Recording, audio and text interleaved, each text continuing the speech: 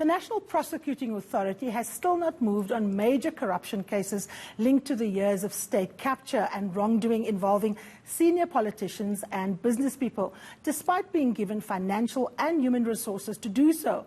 So what exactly lies behind this delay and the lack of action on the part of Shamila Batoy? Joining me to discuss this is a former Deputy National Director of Public Prosecutions, Willie Hofmeyr. Mr. Hofmeyr, thank you so much for joining us. The big question that everybody is asking is that the independent directorate was set up. Shamila Batoy came in with her own people, and yet we are not able to point a finger at any successful prosecution of any state capture-linked corruption cases. Are we focusing at the wrong point, Mr. Hofmeyr? Should we not look in the provinces? Because if you look at the NPA Act, it is very clear that it is in the provinces and those provincial directors where so much of the corruption happens that actually decides on whether cases should be prosecuted. That is correct, I think, Shamila, is that in terms of the Constitution and the NPA Act, it is the directors of public prosecutions in every province that is in charge of all prosecutions in their areas. I think the one exception is the new investigating directorate that has been set up under Hermione Cronje. So they do have a national mandate to prosecute anywhere in the country. But the difficulty, of course, is that they are new. They basically haven't completed setting up. They're recruiting people. So I think that is part of the reason for the delay. But I think the more substantial issue for me on the big corruption issues is that it is a very long process to get sophisticated economic crime into court. And the reason for that is that criminals who commit those crimes can usually come up with a set of different versions about what actually happened. Oops, I've got a cat on my lap. So they basically can sit back and see what evidence the state has and can try and tailor their own version to make themselves look as innocent as possible. Now, the investigating directorate model does help us to cater for that because they can call in people and compel them to give a version. But that is still a relatively slow process. Yeah. Mr. Hofmeyr, one of the things that I want to come back to, because we've all focused on Shamila Batoy, but we need to look at the provinces. I mean, you've occupied different positions in the NPA. During your time as the head of the Asset Forfeiture Unit, as someone who headed up the SIU, you were often called in by special proclamation to look at allegations of wrongdoing. I'm going to point you specifically to the investigation into Gauteng Health at the time that Brian Hlongwa was the MEC for Health. Take us through that investigation and where that investigation ended up, because I asked the National Prosecuting Authority spokesperson, Sipho Ngwema, where that case was at, and he couldn't really answer. Now, it looks to me as if 9 years has passed, and the provincial prosecutor here in Gauteng, Mr. Chauke, has done absolutely nothing about that case. Is this how someone sits on their hands and literally makes a case fall off the rail? Because those accused can easily turn around and says, but you don't have a case, you're taking your time, justice delayed is justice denied.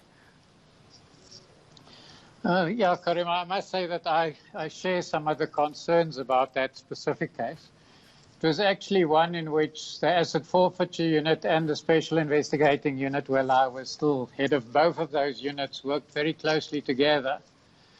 And we really uncovered massive corruption at the time in 2010-11. It was also, we worked with National Treasury on the investigation, but we found that about 1.4 billion rands of invoices had been submitted for payment when it was clear that very little work had actually been done in the health department. Unfortunately, at that time, we did have a national director in Menzi Simelane who is not not very keen on pursuing these cases.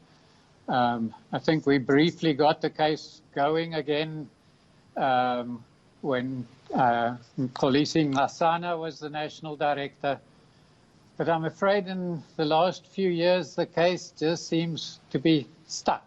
So Willie, I think that some pressure from outside on the NPA getting its act together on this case is very critical. Well, part of this program is precisely that, to actually ask the NPA, where are you going with investigations? I mean, you've concluded your investigation. So in Gauteng alone, for example, we have a 9-year-old investigation where nothing has happened, an investigation that you concluded. We have a 30 million rand e-commerce tender that's sitting on Makura's, the Premier Makura's desk, that we can't get any information out. I had the SIU here last week. What exactly is the process, Mr. Hofmeyr? When you concluded your report in 2010, 2011, what did you find, and whose responsibility was it to take the matter further? Well, let me say, as head of the asset forfeiture unit at the time, we actually went to court and got a forfeiture order for, which was the biggest one we ever got, for 1.4 billion rand. And essentially we forfeited, that was the value of invoices that Gauteng Health was about to start paying. So we worked very closely between asset forfeiture, special investigating unit and Treasury. And we actually managed to get a forfeiture order over that 1.4 billion rand.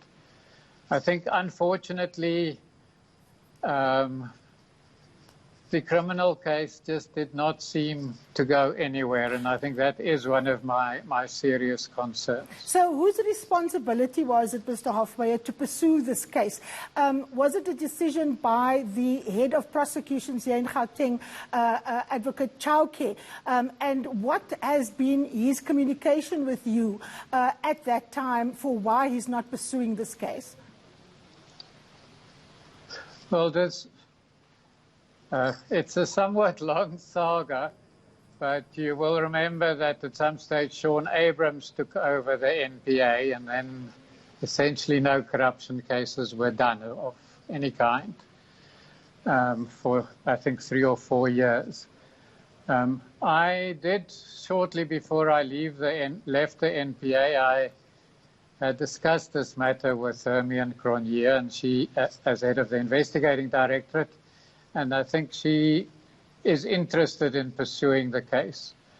But the concern is still that, you know, this docket has been with the Gauteng, with Mr. Chauke, who's the DPP in Johannesburg, has been there for many years. And it just seems that very little action has been taken on this case. And I think that's a very serious concern. So what I'm trying to drive to is, you know, you have done your part in the investigation, but the NPA can literally, without being put under pressure, decide that a case goes nowhere. I mean, it's been 9 years. We don't know where that case is going. Let's go to the Zondo Commission of Inquiry. Last week, we saw quite explosive testimonies from people linked to wrongdoing and Bosasa, and the former Minister of Water and Sanitation and former Premier, also one-time Premier of Gauteng. On the strength of what came out relating to Ms. Nomvula Mokonyane, who can't remember her 40th birthday party being paid for by Bosasa. If you were in the NPA now, would you say that you have enough to go on to question, at the very least, Ms. Nomvula Mokonyane about the different versions of who paid for what at that party? You know, Bosasa was one of the biggest investigations, again, in that same period of 2009, 2012. And between the SIU essentially did that investigation, and we gathered extensive evidence about what went wrong. The problem was, it seems, and it's even been mentioned publicly, that certain people in the NPA seem to have been persuaded not to proceed with that case. And again, I think the question of accountability and who did or did not pursue that case is a very serious one for me. Okay, so Willie, I'm running out of time. I'm soon going to speak to the police commissioner. But as a last parting shot, what should Shamila Batoy and Harmony Cronje be doing right now in the Bosasa case, as well as the Gauteng Health investigation that you concluded when you were head of the Asset Forfeiture Unit, as well as the SIU? I mean, I do think that it is important, those are two of the biggest cases that the NPA has dealt with in the last 20 years. And I do think they fit in the mandate of the investigating directorate. And I think it is important that it should take over those cases. I think it there has been some process about that. I'm just not being in the NPA anymore. I'm not quite sure where it is.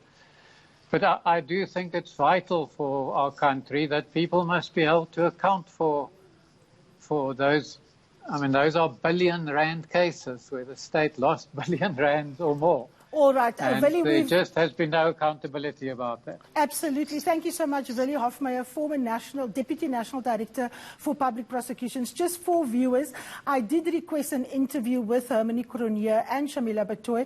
The spokesperson, Sipho Ngwema, confirmed that they are investigating Bosasa, refused to give details, and said that they cannot divulge whether Nomvula Mokonyane is being investigated. That's the formal position. And of course, I will continue to request interviews with both Harmony Cronje as well as Advocate Shamila Batoy. Let's take a short break. When we come back, we look at whether or not the National Police Commissioner, Kehla Sitole, has moved the needle on corruption in his own house. Stay with us.